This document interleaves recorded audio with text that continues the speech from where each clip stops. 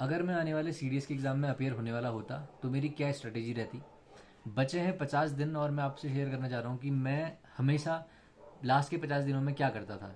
I hope कि इस video से आपको कुछ सीखने को मिले और आप भी एग्ज़ाम में अच्छे से एस कर पाएँ बाकी कैंडिडेट से। जो मैं करता था मैं आपको क्लियर कट बताऊंगा बिना किसी फिल्टर के। तो हमारे पास 50 दिन है, तो मैं आपको स्टार्टिंग से बताऊंगा शुरू से लेकर शाम तक का मैं करता क्या था। स्टार्टिंग में मैं सुबह उठते उठते न्यूज़पेपर पढ़ता। अगर मैं एग्ज़ाम देता तो सुबह डेली न्यूज़पेपर पढ़ता और एग्ज़ाम से एक दिन पहले तक पढ़ता मैं। बहुत लोग बोलते हैं कि सिर्फ एक महीने पहले का एग्ज़ाम में नहीं आता है तो पढ़ना नहीं चाहिए, पर मेरा ऐसा मानना नहीं है। मैं ये मानता हूँ कि अगर एग्ज़ाम में आप अपेयर हो रहे हैं तो आपके लिए कॉम्प्रिहेंशन बहुत इंपॉर्टेंट है इंग्लिश में, और आपका वो बहुत अच्छा स्ट्रॉन्ग तब हो सकता है जब आप न्यूज़पेपर रेगुलरली पढ़ रहे हैं। कॉम्प्रिहेंशन नहीं फॉर द मैटर, लगभग 7-8 टॉपिक्स इससे ही आते हैं। स्पेलिंग्स हो गई, आपके PQRS वाले हो गए, क्लोज टेस्ट हो गया है ना, कॉम्प्रिहेंशन तो है ही है। उसके साथ साथ arrangement of words in a sentence, arrangement of paragraphs, तो ये सारा का सारा न्यूज़पेपर से ही कवर हो जाता है। तो मैं इसको ज़रूर करता। उसके बाद मैं ग्रामर के रूल्स रिवाइज करता, अपने जो मैंने आपको PDF दे रखी है उसको मैं रिवाइज करता। और तीसरा, मैं डेली एक प्रीवियस क्वेश्चन पेपर इंग्लिश का लगाता। डेली एक लगाता तो उससे ये होता कि मैं हर दिन अपने आप को बेटर कर पाता। क्या कमी रह रही है मैं उसमें नोट करता और एग्जाम के दिन वो गलती रिपीट नहीं करता। मैं करता क्या था, डेली एक प्रीवियस क्वेश्चन पेपर लगाता था। उसमें जो गलत मेरा होता था मैं उन टॉपिक्स को इंग्लिश विद रानी मैम के यूट्यूब चैनल में चेक करता था।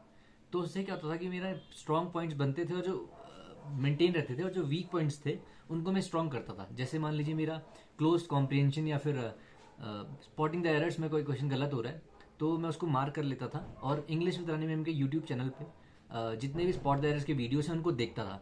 और जब भी उसका आंसर मैम बताने वाली होती थी मैं उसको पॉज करके खुद गेस करता था कि ये इसका आंसर हो सकता है। तो ऐसे आपका गेस वर्क सही बनता है। तो इंग्लिश का ये करने के बाद मैं GS की तरफ बढ़ता हूँ। डेली मैं 2 सब्जेक्ट रिवाइज करता। आप कुछ भी पकड़ सकते हैं, पॉलिटी, हिस्ट्री या फिर साइंस और इकोनॉमी।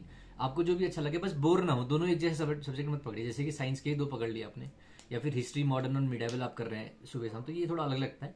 आप ऐसा कर सकते हैं, हिस्ट्री सुबह पढ़ लिया, फिर शाम को पॉलिटी पढ़ ली, या फिर ज्योग्राफी और बायोलॉजी पढ़ ली, वट एवर सूट्स यू।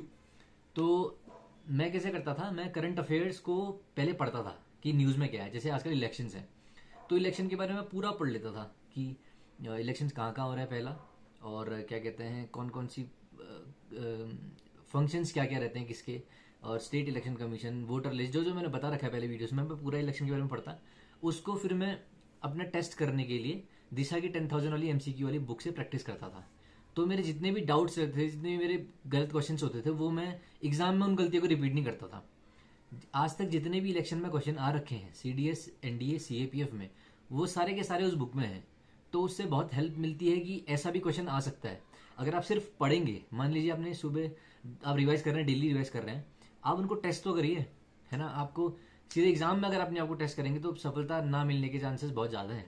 इसीलिए जो भी आप पढ़ रहे हैं उनको टेस्ट करिए MCQ लगा के। वो आप दिशा की बुक से कर सकते हैं। उसके बाद जैसे कुछ टॉपिक्स मैं बता रहा हूँ, जैसे इलेक्शन में पढ़ता पॉलिटी से, वैसे ही करता। आजकल न्यूज़ में क्या है, अर्थक्वेक है, वॉल्केनो है फटा हुआ है कहीं। उसके साथ साथ साइक्लोन जवाद आया था, तो साइक्लोन का नाम किसने दिया, ये करंट अफेयर्स हो गया। इसके बाद नदर्न हेमिस्फीयर में कैसे बनता है, कोरियलिस फोर्स का रिलेशन क्या है, लो प्रेशर क्या, इंटेंस प्रेशर कहाँ रहता है, ये क्वेश्चन जियोग्राफी के स्टैटिक बुक के हो गए। तो आपके दोनों तैयार हो गए। उसके बाद आप इन्हीं को दिशा की ज्योग्राफी वाली सेट में जहां भी साइक्लोन के क्वेश्चंस दिए हैं तो वो सारे के सारे एक साथ हैं, CDS, NDA, CAPF, UGC net, सारे के सारे। उसके बाद दिशा के खुद के भी स्टैंडर्ड इतने अच्छे हैं कि आपका ये टॉपिक इतना अच्छा हो जाएगा कि साइक्लोन से कोई भी क्वेश्चन आए तो आपके लिए बहुत आसानी से बन जाएगा। उसके बाद क्या कि जो भी आप प्रिपरेशन के टाइम पे स्टिकी नोट्स बनाते हैं, जो आप मान लीजिए कौन कौन से स्टेट में यूनिकैमरल लेजिस्लेचर है या बाई कैमरल है, लगभग 7-6 हैं, तो आप उनको लिख के कुंभद एक ट्रिक है उसकी, तो आपने चिपकाई है। तो डेली एक बार सुबह उठ के उसको भी रिवाइज कर लीजिए। जैसे आप इंग्लिश के नोट्स रिवाइज कर रहे हैं वैसे ही इसको भी रिवाइज करिए। स्टिकी नोट्स भी आपकी रिवाइज हो गए तो आप एकदम लय में रहेंगे। उसके बाद आपको क्या करना है कि पिछले साल के जितने भी क्वेश्चन पेपर्स हैं आप ऑनलाइन भी देख सकते हैं। इंग्लिश की बात नहीं कर रहा मैं, GS की जितने भी क्वेश्चन पेपर हैं वो उसको उनको देख लीजिए आपकी आजकल कैसा पूछ रहा है। होता क्या है ना, ये टिप बहुत कम लोगों को पता है। जैसे CDS 2020 के फर्स्ट वाले में क्वेश्चन आया था, एक आदमी का नाम था हृदयनाथ कुंजरू कुंजरू, ये नाम था उनका। तो मैं पहली बार मैंने उनका नाम किसी क्वेश्चन पेपर में देखा था। तो जब मैं उस बार तो मेरा एग्जाम निकला, उसके अगली बार भी मैं बिना कुछ सोचे समझे टिक करके आ गया जिस ऑप्शन में हृदयनाथ कुंजरू था। यूपीएससी क्या करता है ना, एक बार कुछ टॉपिक लाएगा जैसे मार्केट में एग्जाम में, तो दोबारा अगले बार भी उसी को पूछता है वो, मतलब भले ही कुछ और पूछेगा लेकिन उसका आंसर वही रहता है। एक बार सर सैयद अहमद खान पे भी सेम चीज हुआ था। एंग्लो मुस्लिम यूनिवर्सिटी उनकी कुछ ओपन की थी, तो मेरे को पता था इसका आंसर ये, क्योंकि वो करंट में भी काफी था। तो ये चीज आप करिए, जैसे कि उसमें क्या था, मैंने पिछले बार पढ़ा उसके उनके बारे में, अगली बार बिना पढ़े ही मैंने गेस कर लिया, मेरे को लगा कि यही आंसर होगा क्योंकि यूपीएससी नया नया पूछ रहा था। तो आप क्या करिए, अभी से देखिए पिछले 3-4 साल के क्वेश्चन पेपर में कौन कौन से ऐसे हैं, जैसे राजेंद्र लहरी काफी न्यूज में भी चल रहा था, तो आपको ढूंढना है कौन कौन से ऐसे नाम हैं जो काफी न्यूज में चल रहे हैं, उनको आप अगली बार के लिए तैयार करिए, और एग्जाम में आएंगे ही आएंगे, आप चेक कर लेना। उसके बाद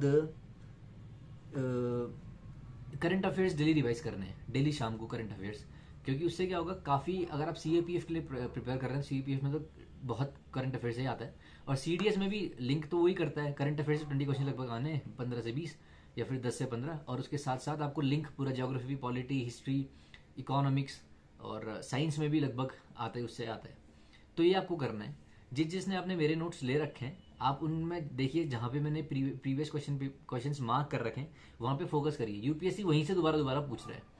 तो और डेली अगर आपको इंस्टाग्राम पे भी क्वेश्चंस प्रैक्टिस करना है, तो आप मेरी इंस्टाग्राम की पेज को फॉलो कर सकते हैं, उसका नाम भी वर्दी और वर्दी है। तो ये मेरा जो रूटीन है, ये एग्जाम से एक दिन पहले तक का चलता, और शाम को मैं 4 बजे तक पढ़ता था, 4 बजे के बाद बंद कर देता था, क्योंकि उससे बहुत टेंशन होती है कि ये भी नहीं पढ़ा वो भी नहीं पढ़ा। आप भी ऐसा कर सकते हैं कि एग्जाम से एक दिन पहले शाम को कुछ टाइम आप लिमिट कर दीजिए कि इतने के बाद मैं नहीं पढ़ूंगा या नहीं पढ़ूंगी, और आपको इससे बहुत हेल्प होगी, क्योंकि आप इंग्लिश पूरी कर रहे हैं डेली, प्रीवियस भी लगा रहे हैं, उसके साथ आप इंग्लिश विद रानी मैम का यूट्यूब चैनल फॉलो कर रहे हैं, तो उससे पूरा का पूरा आपका तैयार हो जाएगा इंग्लिश।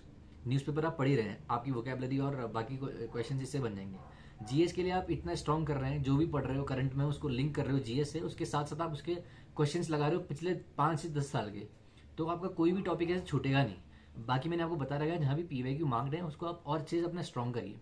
तो ये मेरी जो स्ट्रैटेजी थी मेरी ऐसी ही रहती है, बहुत सिंपल येट पावरफुल।